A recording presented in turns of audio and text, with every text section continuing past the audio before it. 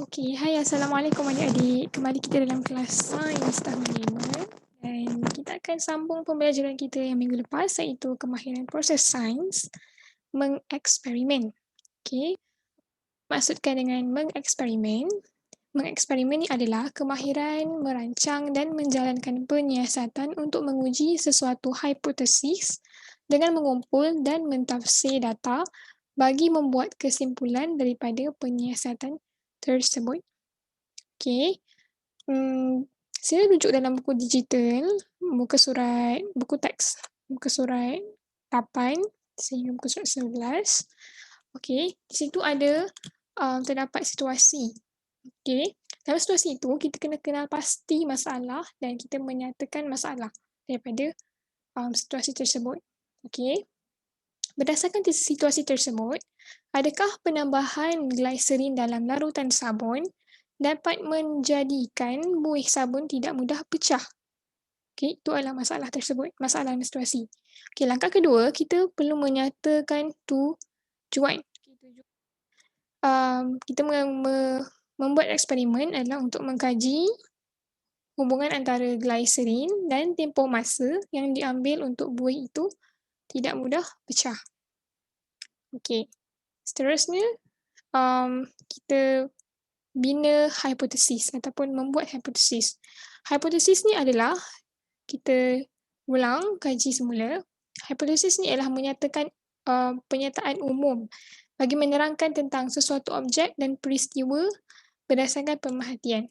Okey, kita buat penyataan umum lah sebelum kita membuat eksperimen. Okey, kita boleh kata semakin bertambah kuantiti gliserin, maka semakin bertambah tempoh yang diambil untuk buih itu pecah. Gliserin ni adalah bahan utama dalam pembuatan sabun. So, gliserin ni adalah bahan utama dan dia sangatlah penting dalam pembuatan sabun. So, berbalik kepada situasi tadi, setelah kita nyatakan hipotesis, kita boleh kawal pemboleh ubah. Terdapat 3 jenis pemboleh ubah. Pemboleh ubah yang pertama ialah pemboleh ubah dimanipulasi. Okey, pemboleh ubah dimanipulasi ialah perkara yang boleh diubah, ditukar ataupun dibezakan dalam suatu penyiasatan.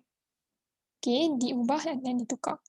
Kalau pemboleh ubah yang bergerak balas, okey, ialah hasil yang perlu diukur ataupun perlu diperhatikan di akhir penyiasatan. Dan yang terakhir ialah pemboleh ubah yang dimalarkan, iaitu perkara yang boleh disamakan dalam penyiasatan supaya tidak mengganggu penyiasatan. Okey, yang sama. Okey, berdasarkan situasi tadi, kita boleh kawal pemboleh ubah. Yang pertama iaitu pemboleh ubah yang dimanipulasi iaitu gliserin. Kedua, pemboleh ubah yang bergerak balas iaitu tempoh masa yang diambil untuk buih itu pecah. Dan yang ketiga, jenis pemboleh ubah yang dimalarkan iaitu jenis cecair, pencuci dan juga kuantiti air. Okey.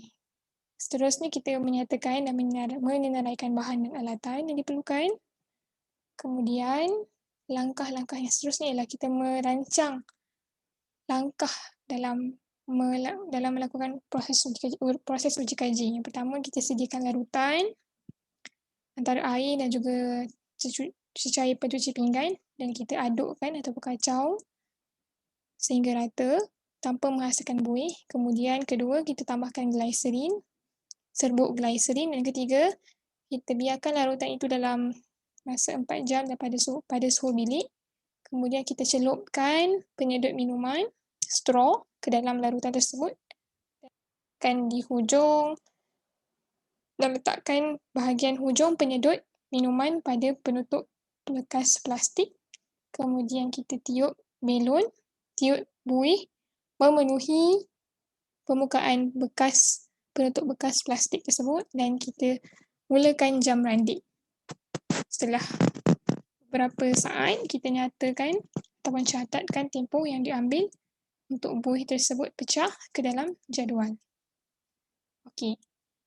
So, setelah kita buat eksperimen tadi, kita kumpul dan tafsir data. Kita kumpulkan data dengan mencatat keputusan eksperimen tadi, uji kaji tadi. Terdapat 2 jenis jadual, 2 kotak iaitu kuantiti gliserin dan tempoh yang diambil oleh buih sabun untuk pecah, iaitu berapa saat, dan abaikan yang tanda-tanda merah ni. Okay. Tempoh masa yang paling lama diambil oleh buih sabun untuk pecah apabila kuantiti gliserin bertambah. Ini apabila eksperimen kita lakukan lah. Okay. So, apabila kita tambahkan lebih banyak gliserin, maka lebih banyak masa yang diambil untuk buih itu pecah. Okay, contohnya satu sudu besar, dia tempoh yang diambil untuk pecah 5 saat. Kalau kita tambah 5 sudu besar kuantiti gliserin, tempoh untuk pecah dalam lebih kurang 15 saat, contoh. So, semakin banyak kita letak gliserin, semakin lama tempoh buih itu untuk pecah. Okay, kemudian setelah kita kumpul data, kita boleh buat kesimpulan bahawa hipotesis kita diterima, dan semakin bertambah kuantiti gliserin, semakin bertambah tempoh yang diambil untuk buih itu, buih sabun itu pecah. Okay. Itu saja untuk kelas pada hari ini.